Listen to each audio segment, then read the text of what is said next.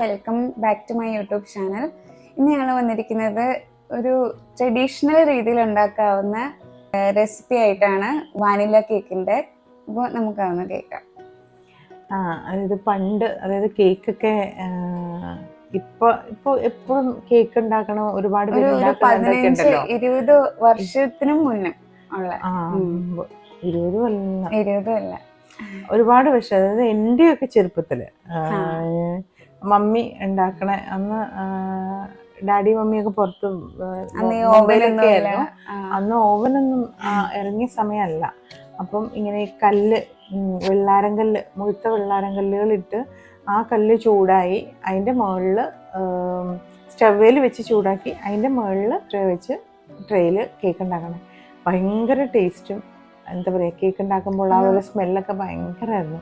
എന്നുവെച്ചാൽ അന്നൊക്കെ കേക്കൊക്കെ വല്ലപ്പോഴും വിശേഷ ദിവസങ്ങളിലൊക്കെ നമ്മൾ കഴിക്കാറുള്ളൂ.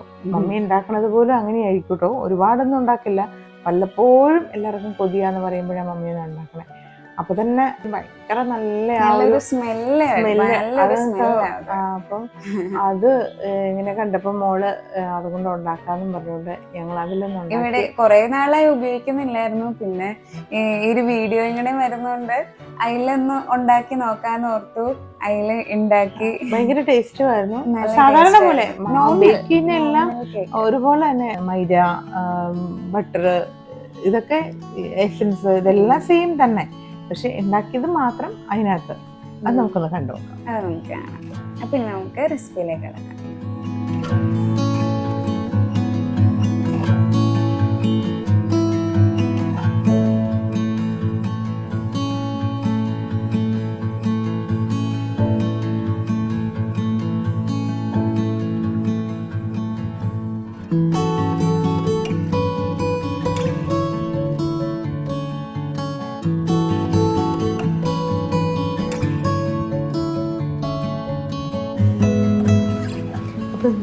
അപ്പം നമുക്ക് ഒരു വാനില കേക്ക് എങ്ങനെ ഉണ്ടാക്കണമെന്ന് നോക്കാം. അതിന് മൈദ എടുക്കുക. ഒരു ബൗളാണ് കേട്ടോ എടുത്തത്. ഒരു ബൗൾ മൈദ, അതിലേക്ക് ഒരു നുള്ളു ഉപ്പ്, പിന്നെ ഏലക്കായും കറുവപ്പട്ടയും കൂടെ പഞ്ചസാരയുടെ കൂടെ പൊടിച്ചതാണ് കേട്ടോ, അത് 2 ചെറിയ സ്പൂൺ.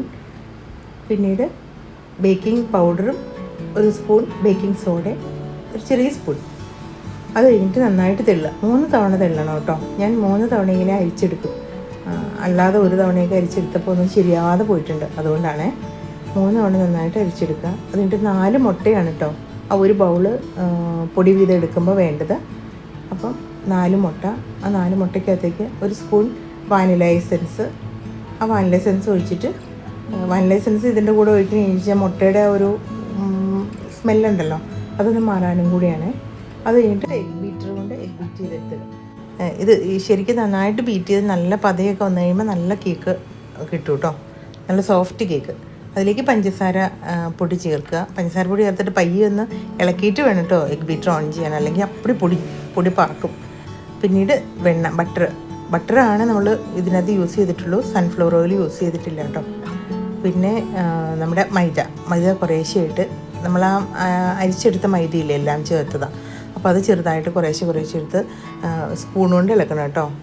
ആദ്യമേ തന്നെ മൊത്തോടെ ഇട്ടിട്ടുണ്ടായി കഴിഞ്ഞാൽ അത് ശരിയാവില്ല. കുറേശ്ശെ ആക്കി കഴിഞ്ഞാൽ നന്നായിട്ട് നമുക്കിങ്ങനെ കുഴച്ചെടുക്കാൻ പറ്റത്തുള്ളൂ. ഇനി ബീറ്റ്റൂട്ട് വേണമെങ്കിൽ, ഇത് അങ്ങനെ ബീറ്റ്റൂട്ട് ചെയ്യണം എന്നില്ല കേട്ടോ, എന്നാലും നന്നായിട്ട് ബീറ്റ്റൂട്ടും കൂടെ ഒന്ന് ബീറ്റ് ചെയ്തെടുക്കുക. കട്ടയൊക്കെ നന്നായിട്ട് സോഫ്റ്റായിട്ട് വരട്ടെ. ഉണ്ടാക്കിക്കൊണ്ടിരുന്ന ഒരു ഓവനിലാണ് കേട്ടോ കേക്ക് ഉണ്ടാക്കണേ. അലുമിനിയം ഓവനാണ്, ഇലക്ട്രിക് ഓവനൊക്കെ വരണേ മുന്നേ ഉണ്ടായിരുന്ന ഓവനാണ്.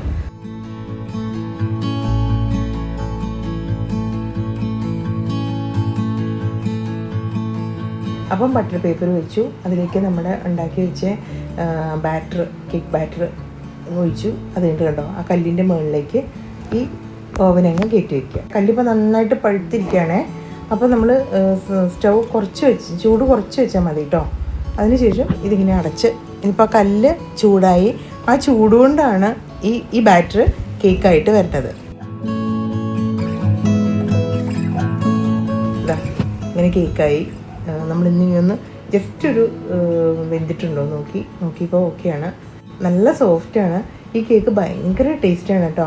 കാരണം എനിക്ക് തോന്നുന്നു മറ്റേ ഇലക്ട്രിക് ഓവനിൽ വെച്ച് ഉണ്ടാക്കണേക്കാട്ടിലും കുറച്ചും കൂടി നല്ല സ്മെല്ലും നല്ല കേക്കിൻ്റെ ആ ഒരു ടേസ്റ്റും ഒക്കെ വരുന്നത് ഇങ്ങനെ ഉണ്ടാക്കുമ്പോഴാണ്. അപ്പം ഇത് തന്നെ ഈ ബാറ്റർ തന്നെ നമ്മൾ ഇലക്ട്രിക് ഓവനിൽ വെച്ചാലും നല്ല ടേസ്റ്റാണ് കേട്ടോ. പക്ഷേ നമ്മൾ പണ്ട് കാലത്ത് ഈ കൊതിയോടെ കേക്ക് കഴിക്കുന്ന സമയത്ത് ഇതിലാണ് മമ്മി കേക്ക് ഉണ്ടാക്കി തന്നുകൊണ്ടിരുന്നത്. അന്ന് മറ്റേ ഓവനൊന്നും ഉണ്ടായിരുന്നില്ല. നല്ല ടേസ്റ്റായിരുന്നു അന്ന്. ആ ഒരു എന്താ പറയുക, മണവും ടേസ്റ്റും കൊതിയും ഒക്കെ വരേണ്ടത് ഈ കേക്ക് ഇങ്ങനെ ഉണ്ടാക്കുമ്പോഴാണ്. അപ്പോൾ എല്ലാവരും ട്രൈ ചെയ്യാം.